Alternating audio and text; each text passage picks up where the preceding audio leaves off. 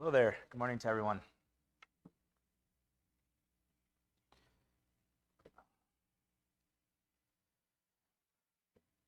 As promised, as advertised, we're starting a series in Exodus here this morning.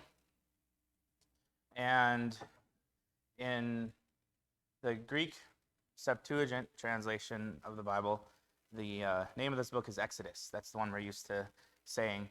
In the Hebrew text, traditionally, the title of this book is called Names. It gets that title, as all books of the Bible do, from the first phrase of the book. The first phrase of this book says, "And these are the names of the sons." So the title in Hebrew is called Names. And we're going to focus on that idea today. But first, a little story. This is a really weird one. Sorry in advance. This is a dream that I had last night, actually. So it's a late addition to the sermon.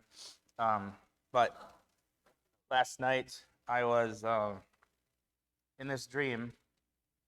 It was late at night. I was by myself in the car trying to get home. And I'm driving down what was some version of a downtown sort of situation. And I was driving down the road in my car, and all of a sudden, these street sweeper vehicles started going in like a flying V formation, like the snowplows do on the interstate, you know? They started going, but they were going across the street. For me, it was right to left. And I'm this way, and there's the other traffic coming this way. And so I knew that if I kept going, I was going to crash into this flying V formation of the street cleaners. So I had to swerve to the left.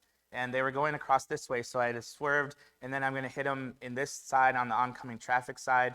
And so I kept turning, and I did this U-turn, spin out. And as I turned this way, on the side of the street was this large concrete stairwell going down. And my car like spun into that and flipped over upside down. And I was stuck. And somehow I got out. That wasn't really part of the dream. But then I stood there at the top of the concrete stairs down into this area where my car was turned over. And I knew I was in an impossible situation. I didn't know how I would ever get my vehicle out. I'm late getting home. I just need to be home. And I'm not going to make it. This is a hopeless situation, impossible. And then, so I just started walking. Didn't know what to do. And then as I kept walking, all of a sudden I find myself in this group of people in this building. It was like a college dorm setting. And in the hallway was one of our elders, David Perry. And he was just hanging out talking. He had this keychain, one of those long keychains with some keys on the end of it. And to me, that was like some sort of symbol, like this guy has the key to help you out. So I played it casual, and I just kind of got into the conversation with David Perry. And then he's like, "What's going on?" I'm like, "This is what happened." He's like, and I was like, "Oh, I don't know what to do. I'm never going to make it home tonight. Don't know how to get there." And he's like, "Well, I'll help you out." And then the last part of the dream was just us walking to my car and me knowing that Dave Perry was going to be able to help me get this car out of this situation that I was in and help me get on my way. That's the dream. It's really weird. But the point of the dream is that I was in an impossible situation, and there was no way out of it. There's nothing I could do to make anything change that. But there was someone that I found that came by my way, and I came by his, and he helped me. I think that's a good way into this. That weird dream story is a good way into this this book of Exodus. The book of Exodus is about impossible situations, about finding yourself in these extraordinary, strange, weird, impossible situations. And it's about the names of people and the stories that were involved and through whom God works in those impossible stories. The book of Exodus opens up telling us these are the names of the sons of Israel who came to Egypt with Jacob. It's assuming we know the huge 50 chapters book of Genesis that comes before. How did we get to this part in the story? These are the names of the sons of Israel. An assumption, well, Israel, who is Israel? Came to Egypt with Jacob. Who's Jacob? How did he get to Egypt? And then it names Reuben, Simeon, Levi, Judah, Issachar, Zebulun, Benjamin, Dan, Naphtali, Gad, Asher. All these persons who came from the loins of Jacob were 70 in number. Joseph was already there. Wait, Joseph was already there. What is this story? How did he get there? It's assuming we know the stories of the names. Genesis is a story of impossibilities. The story of a guy named Abraham. All of these names that we just talked about start with the story of this guy named Abraham. And he and his wife are like 100 years old, and they don't have any kids. And it's impossible. There's nothing they can do. It's over for them. They are living in a space, a place of emptiness, of nothingness, of the absence of God or any sort of blessing, in a place of powerlessness, in a place of death. They have nothing. And in that place of absence and nothingness, in that place of the impossible, God shows up. And we know that story. And God makes a promise, and he shows up, and he gives them a child, and that child has children, and so on and so forth. And we finally get to this group of people who are 70 in number, the story of Exodus tells us. How many times in the life of those patriarchs, in the life of Abraham, in the life of Jacob, is there a situation that's impossible? And in that impossibility, there's an event called God. How many times in the story of Joseph was he in the place of death, of nothingness, the absence of God, or seemingly so? And it's in that place, that very place of nothingness, that God shows up and shows him who he is. Those are the names that bring us into this story of Exodus.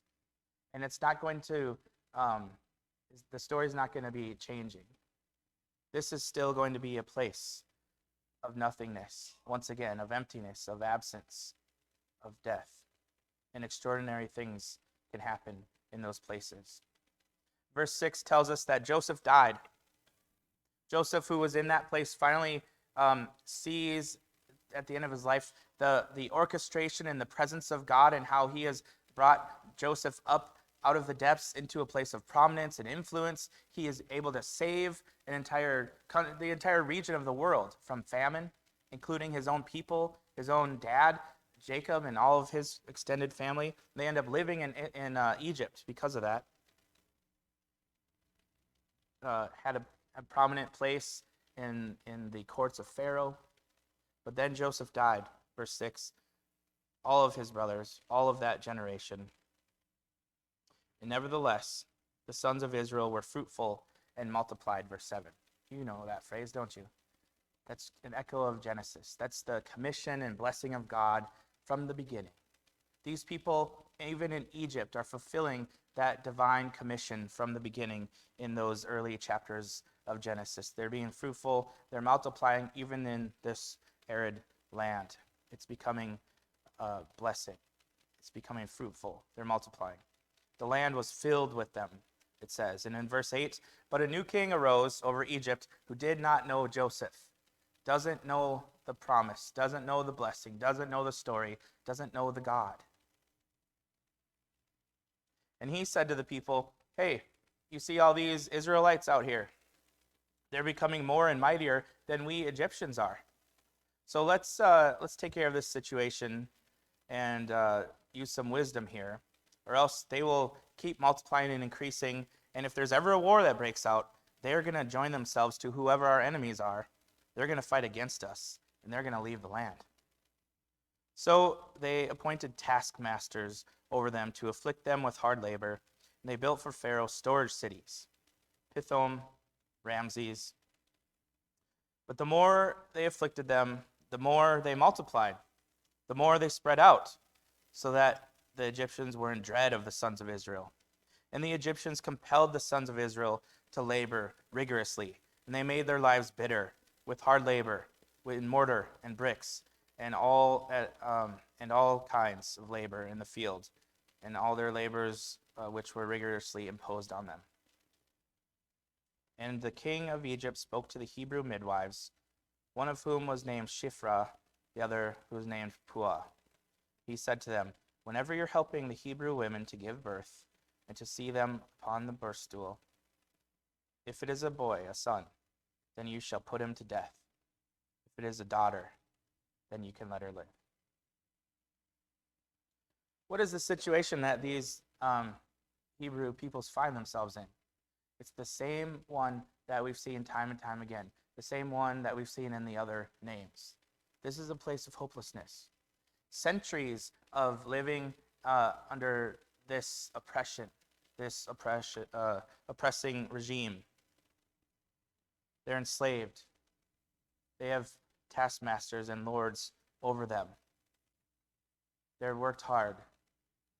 And now it is ordered by the most powerful man in the world, Pharaoh, that every single male child born to them is to die. This is a place of absence, of hopelessness, of nothingness, of powerlessness. And you'll notice that despite the little hints that the reader would pick up on, these people in this situation are experiencing the absence of God. God's not even mentioned yet in the text. All the story is about oppression, enslavement, and now murder and genocide. And no God is mentioned. That's their experience. They're in the worst possible point in Israel's history, and obviously the worst place in their own lives. And they're asking, where is God? Where is he? And they're dwelling in the nothingness and the absence. And they have two prominent people. Maybe they're the only, some people think they're the only midwives in all of among the Hebrews. Some people think they're the two midwives in charge of all the rest of the midwives, because there's a lot of people, But whatever the case, there's these two prominent women leaders, Shiphrah and Puah. And the Pharaoh goes to them and says, "Hey, every time there's a boy, you kill him. Girls, fine, let them live. Every time there's a boy, you kill him." That was their order, their commission. And the weight of that is on their shoulders. What are we supposed to do? And they are in this place of questioning and absence. And verse 17, they make a decision. It says, "But the midwives feared God and did not do as the king of Egypt had commanded them. They let the boys live." And so the king of Egypt called for the midwives and said to them, "What are you doing? Why are the boys living?" And they said, "Well, the Hebrew women, they're not like the Egyptian women. These women are vigorous, strong. They give birth before a midwife can even get there, so we don't have a chance to kill babies." And now the first mention of God's action in the chapter. Way at the end here in verse 20. "So God was good to the midwives, and the people multiplied and became very mighty. Because the midwives feared God, he established households for them." So God was good to the midwives. So in this place of absence, seeming absence of God, we find out that God was there the whole time, and he was watching over the situation, and he was good to these midwives who were faithful to him. Even in the worst possible situation, in a place of hopelessness, where there was no way they were going to get out of this, God was good to them, and they trusted him. And he used these two people in this normal, ordinary fashion, the effects of which were extraordinary, heroic. All they did was say, "I'm going to follow God." All they did was say, I'm going to be faithful to God. Who cares if whoever it is, even the most powerful man in the world, who can kill me in seconds, Pharaoh, if he tells me to do this, and I know that it's wrong, and I know that being faithful to God is the opposite of that, I'm just going to be faithful to God. And in that terrifying moment, God blesses their faithfulness, and he's good to them, it says. Again, echoes of the Genesis story. And that's the beginning of this story of Exodus. It's a story about God coming to that place. It's a story about ordinary people, Shifra, Pua, doing extraordinary things. It's a story about two names, these two women, who save Israel. And as we know, the story of Exodus is going to keep going, and there's going to be more stories like that. But it begins with these two women. About 90 years ago, in the Great Depression in our country, there's a man, a farmer, named William Hance, Bill Hance. That's Josiah's middle name is Hance. He's named after this person, this family. That was my grandma's maiden name, Hance. And they had a farm, and times were tough. It was tough to keep all the pigs and the chickens and the cows and everything going, the corn and the wheat, all of that, especially in the Great Depression. And my great-grandpa Hance would sometimes have to take out a loan in order to make ends meet during this time. And he would do the best he could and try to pay that back on time faithfully. And at some point, the money wasn't coming. Maybe there weren't any pigs that year, or whatever's happening with the crops or whatever. Something happened, and the payment can't be made. And it's the lowest point of his life, and he's lost everything. The farm is going to be gone. His livelihood is going to be gone. Everything is going to be gone. He's in a place of nothingness, of emptiness, of hopelessness, of absence, powerlessness. And you can imagine what those conversations were like around the kitchen table with that in the air, that it's over. We can't do this anymore. We're done. And he makes the trip into town, and he goes to the banker at Oakley Bank in Buffalo, Minnesota. And he sits down with the banker and he tells him, "It's over. I'm sorry. I can't pay you back." And he tells the story.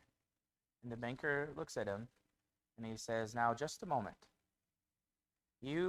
I know you to be a hard worker. You've been faithfully making your payments on time over all these times. So here's what I'm going to tell you. You go back to your farm. You do what you can. You wait for those pigs to come or those crops to come, whatever, and you pay me back whenever you can." It's the most ordinary moment of forgiveness, of patience, ever.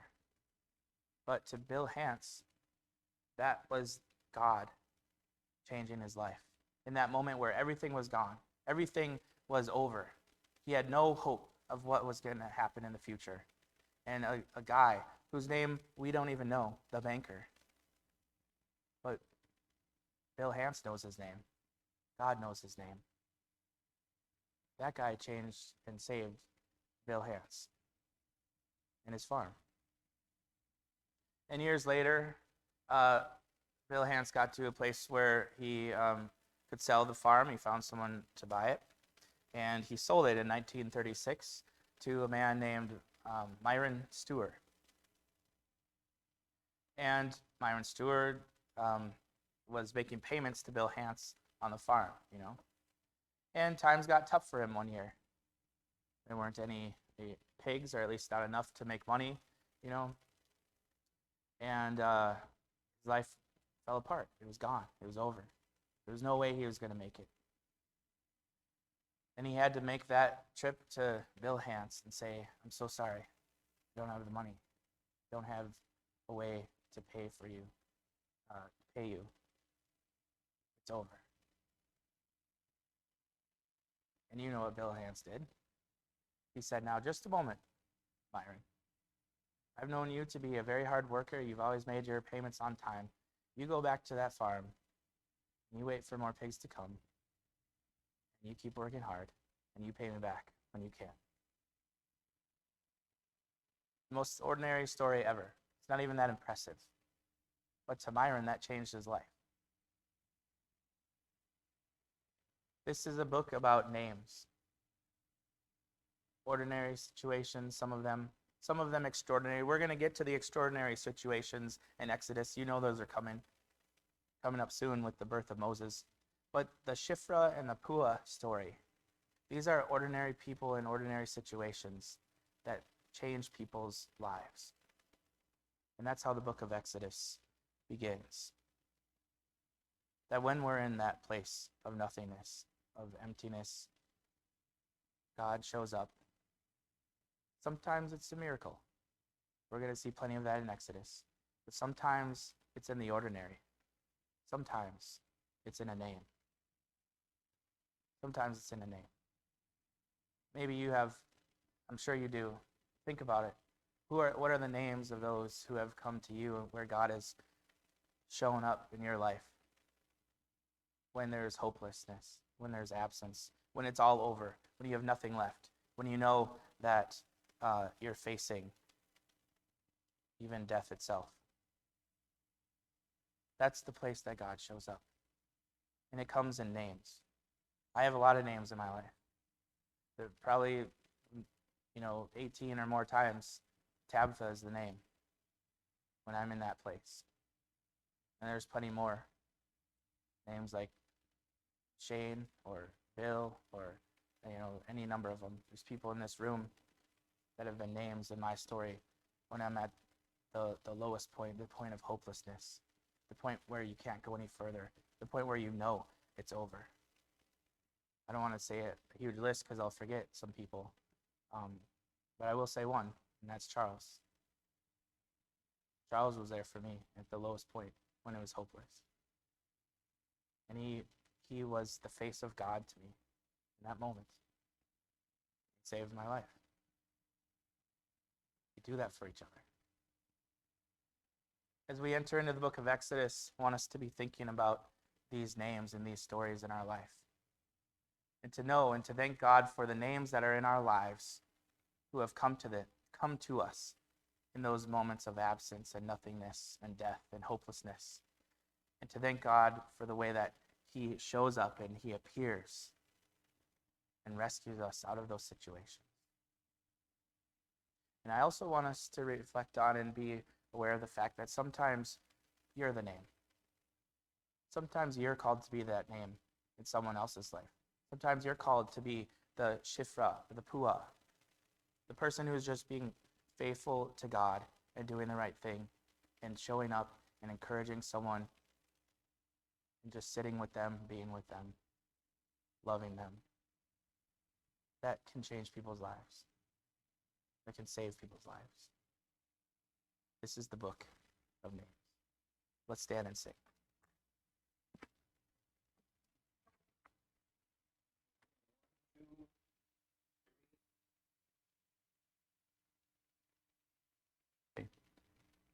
When we walk with the Lord in the light of his word, what a glory.